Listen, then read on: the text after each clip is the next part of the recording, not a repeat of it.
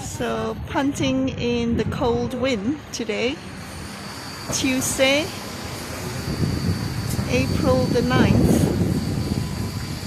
Yep, bring your raincoat. They will supply umbrellas and blankets, because if you're here for the day, then no choice.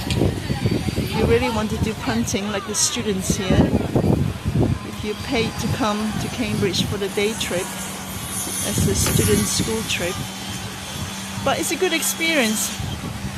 That's what Cambridge life is.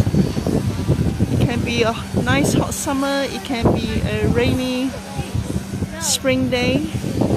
The ducks are happy on the river camp. There's another one coming through.